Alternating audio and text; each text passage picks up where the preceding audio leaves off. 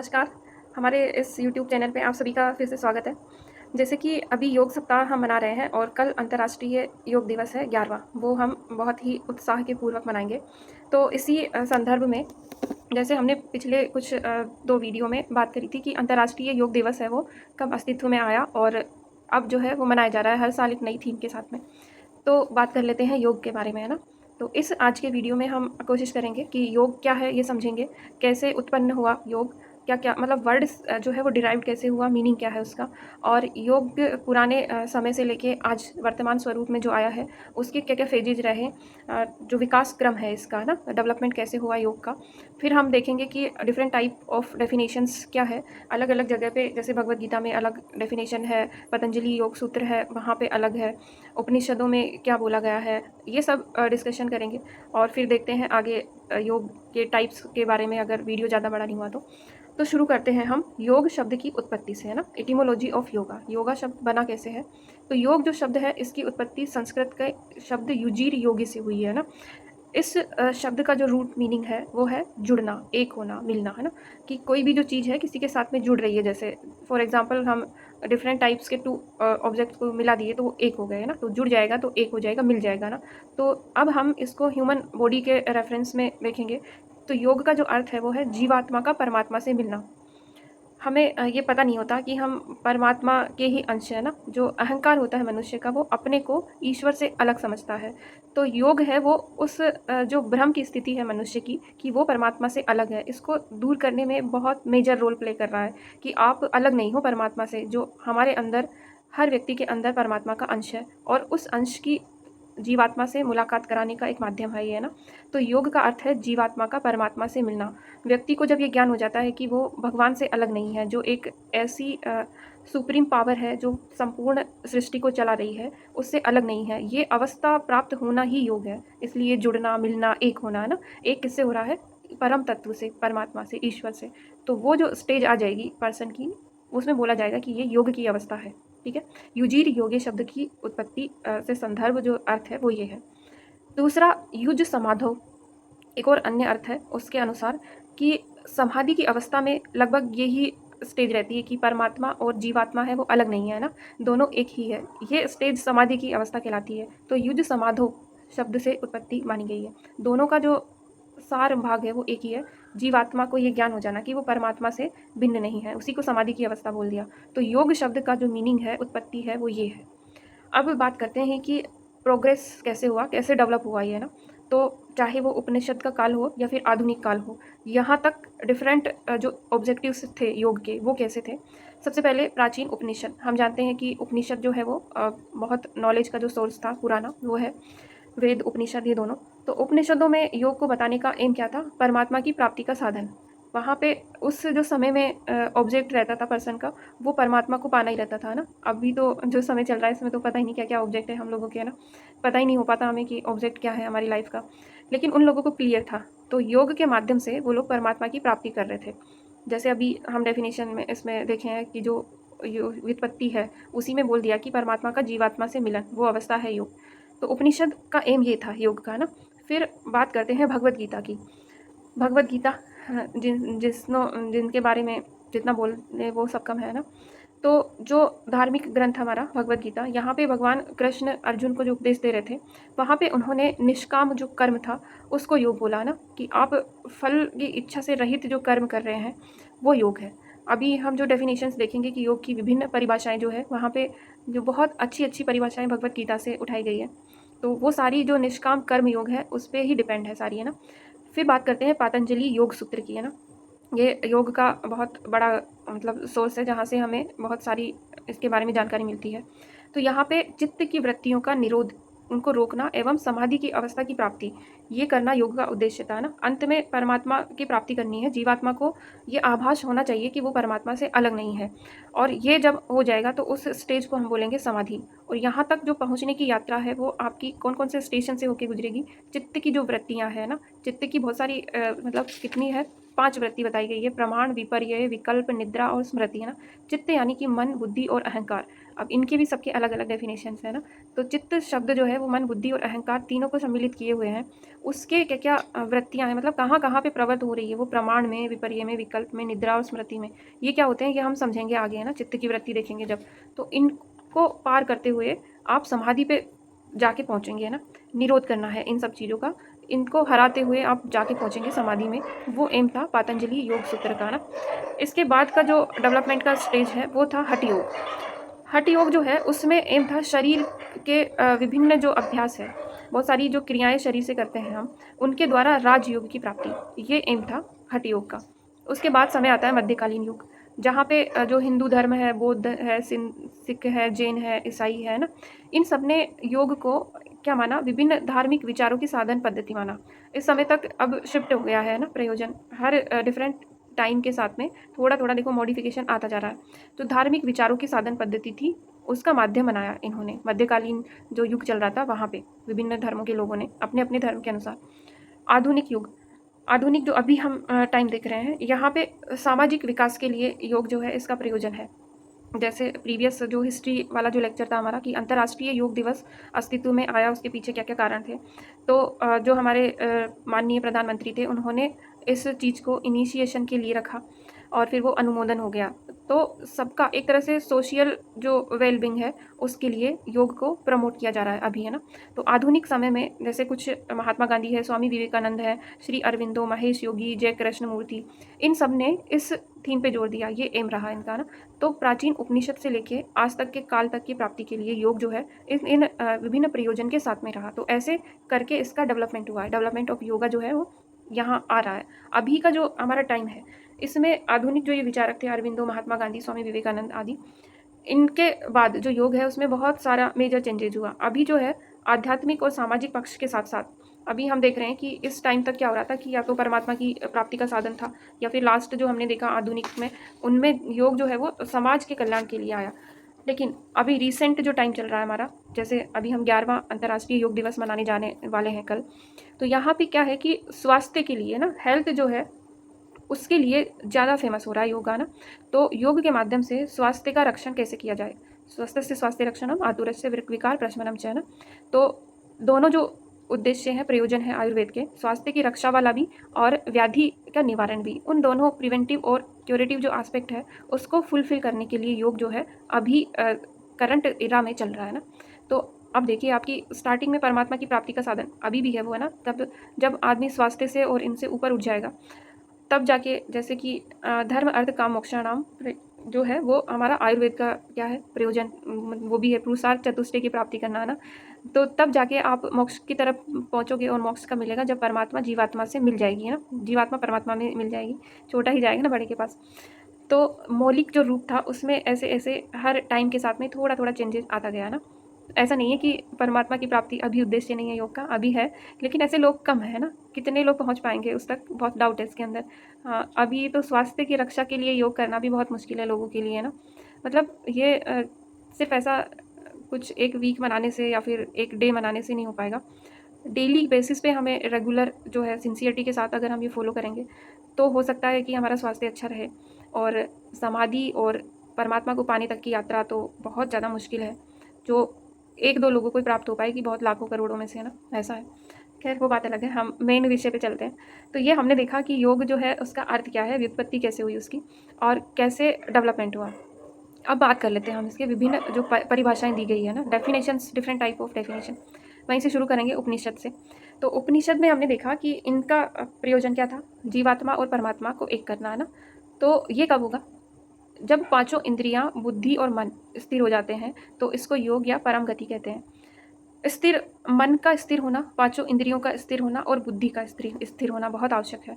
ये जब स्थिर हो जाएंगे तो आगे की स्टेज क्या होगी कि मनुष्य इच्छाओं के रहित हो जाएगा, है ना। और इस स्थिति को बोलेंगे हम क्या, योग की स्थिति, जुड़ने की स्थिति, मिलने की स्थिति, एक होने की स्थिति, किसकी, जीवात्मा से परमात्मा की। और इच्छा रहित होना उसके लिए फर्स्ट कंडीशन है, वरना इंद्रियां अपने विषय ग्रहण की तरफ दौड़ती रहेगी, मन वो तो बहुत ज़्यादा चंचल है, और उसी से फिर बुद्धि। तो इन सब को आप स्थिर करोगे तब इच्छा रहित स्थिति में, और फिर जाके कहाँ पहुँचोगे, योग अभ्यास की स्थिति में, है ना।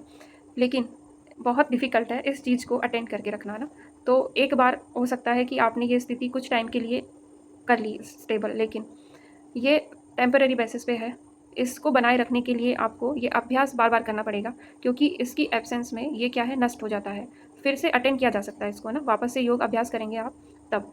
और ऐसा होगा कब? जब हम अहंकार जो है हमारे पास में कि नहीं मैं हूँ, मैं तत्व को हम छोड़ देंगे कि नहीं मेरा अस्तित्व नहीं है अकेले का, परमात्मा की सत्ता को तो मुझे स्वीकार ही करना पड़ेगा, तब जाके ये अवस्था आती है। जब तक आप अपने आप को किसी के अंदर नहीं मानोगे, अपना अलग अस्तित्व खोजते रहोगे, जो कि इम्पॉसिबल है ना। जीवात्मा परमात्मा का ही तो अंश है, लेकिन मनुष्य को ये अहंकार है कि वो खुद कुछ है ना, मैं जो है अहम ब्रह्मास्मि, कुछ लोगों को लगता है ऐसा। तो वो वाली स्टेज जब चली जाएगी कि नहीं सुप्रीम पावर एक है और मैं उसी का छोटा सा एक अंश हूँ, बहुत छोटा, पता नहीं कितना छोटा हूँ, मुझे नहीं पता ये भी। तो ये जब आप इस चीज़ को एक्सेप्ट कर लेते हैं कि परमात्मा की सत्ता है, उससे मैं अलग नहीं हूँ, तब कि जाके आप परम जो अवस्था है योग की, इसको प्राप्त कर सकते हैं। तो उपनिषद में ये डेफिनेशन है ना, पांचों इंद्रियां, मन, बुद्धि, ये स्थिर होना चाहिए, इच्छा रहित होना चाहिए तब। और इसमें एक इंपॉर्टेंट चीज़ क्या है कि ये टेम्परेरी स्टेज है, आप इसको पुनः पुनः योगाभ्यास से ही प्राप्त कर पाएंगे ना। ये हट जाएगी अगर आप नहीं करके रखेंगे तो मेंटेन नहीं रहेगा। फिर आते हैं उपनिषदों के बाद में भगवत गीता, बहुत ज़्यादा इंपॉर्टेंट यहाँ पे हमें डेफिनेशंस मिलते हैं अलग अलग चैप्टर्स में। चैप्टर नंबर 2, श्लोक नंबर 48। अर्जुन को उपदेश दे रहे हैं भगवान कृष्ण ना। अर्जुन की बुद्धि को सही जगह पे लेके आ रहे थे कि जो द्वंद्व की स्थिति चल रही थी, द्वंद्व की स्थिति बहुत खराब स्थिति होती है मनुष्य की, सही क्या है गलत क्या है उसी में फंसा रहता है ना। आज हम लोग उसी चीज़ से रोज़ लड़ते रहते हैं ना, सही और गलत क्या है। तो अर्जुन का जो द्वंद्व था वहाँ पे भगवान कृष्ण समझा रहे हैं, योगस्तु कुरु कर्माणि संग व्यक्तवा धनंजय, धनंजय अर्जुन का नाम है, सिद्धि असिद्ध्यो समो भूत्वा समत्वम योग उच्यते। चैप्टर नंबर 2 श्लोक नंबर 48।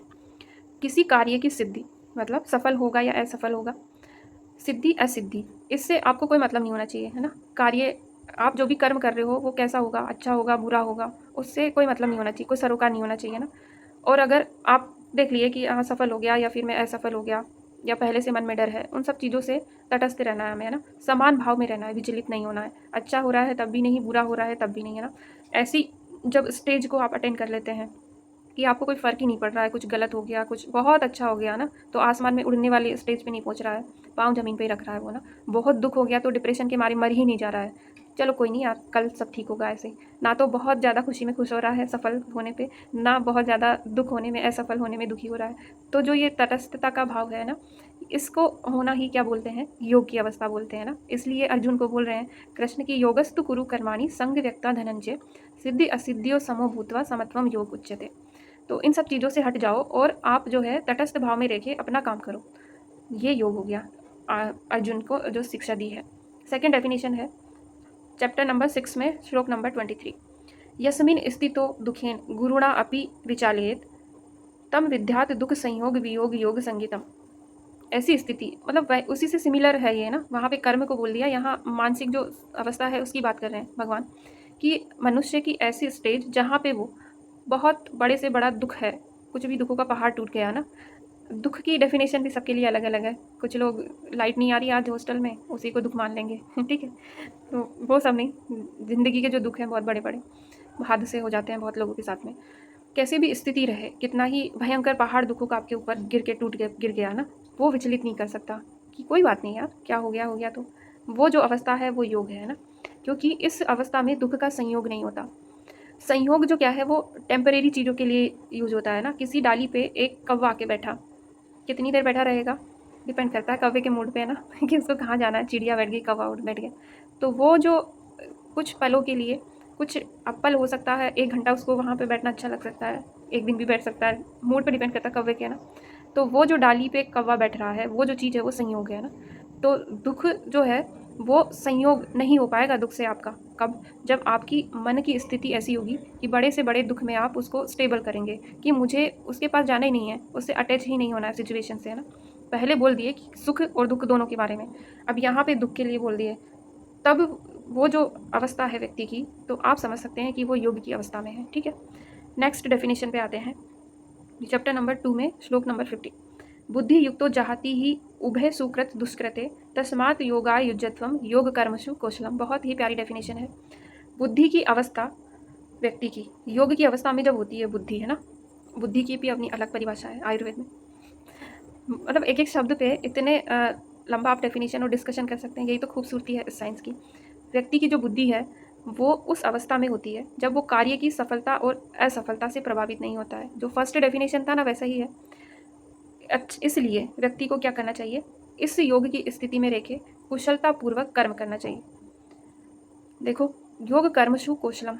जब आप किसी कार्य को इस स्थिति से करेंगे ना कि उसमें सक्सेस होने के चांसेस कितने हैं, कोई फ़र्क नहीं पड़ता उसको।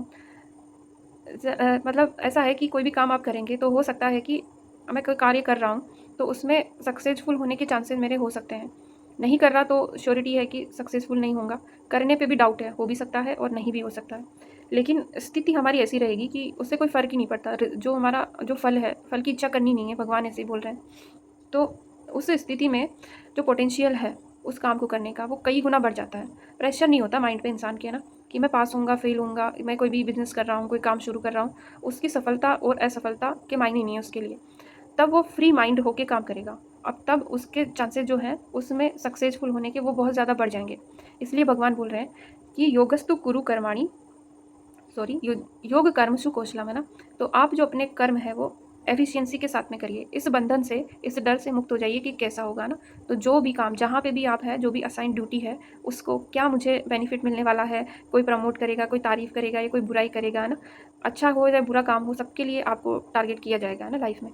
तो वो सब बंधनों से, डरों से, भय से मुक्त होकर आपको कर्म करना चाहिए।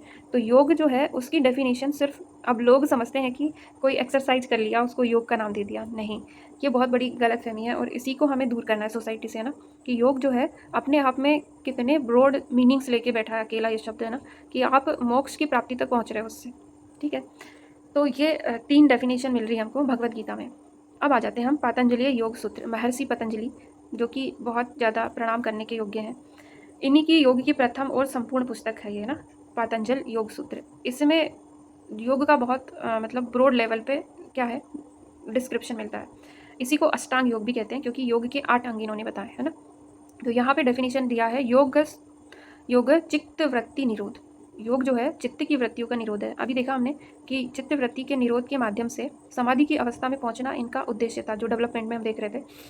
चित्त क्या होता है? मन, बुद्धि और अहंकार, है ना। मन की भी अलग से भी परिभाषा है, हम कहीं और जो वीडियो रहेगा वहाँ पे डिस्कस करेंगे। बुद्धि, अहंकार, है ना, इनकी वृत्तियाँ हैं, कहाँ कहाँ पे ये इन्वॉल्व हो रहे हैं। प्रमाण में विपर्य, विकल्प, निद्रा और स्मृति, है ना, 5 है। इन सबको रोकना, निरोध करना, है ना। ये जो भटकाने वाली चीज़ें हैं मनुष्य को, इन सब पे आप काबू कर लेंगे तब कहाँ पहुँच पाएगी जीवन की यात्रा हमारी? समाधि तक, है ना।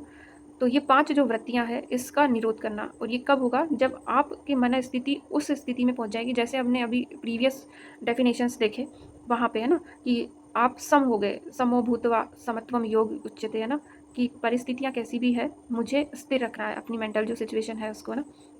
तो उसको चित्त की वृत्तियों का निरोध करना योग कहलाता है, पतंजलि, महर्षि पतंजलि के अनुसार, है ना। अब देखते हैं हम बाद में अगले जो हमारा वीडियो रहेगा उसमें हम डिस्कस करेंगे अष्टांग योग क्या है ना, और इसके और जो टाइप्स हैं योग के, और फिर आगे फर्दर आसन वगैरह की बात करेंगे। तो आज के लिए इतना ही। और आज हमने इस वीडियो में डिस्कस किया कि योग होता क्या है, कैसे उद्भव और विकास इसका रहा, डिफरेंट जो टाइम स्केल रहे वहाँ पे अलग अलग एम्स के साथ में ये चलता चला गया, और आज आधुनिक जो टाइम है इसमें हम देख रहे हैं कि समाज कल्याण और आध्यात्मिक लेवल से उठकर स्वास्थ्य की रक्षा के लिए प्रमोशन चल रहा है। ग्लोबल लेवल पे भी अब international day of yoga celebration चल रहा है वहाँ पे।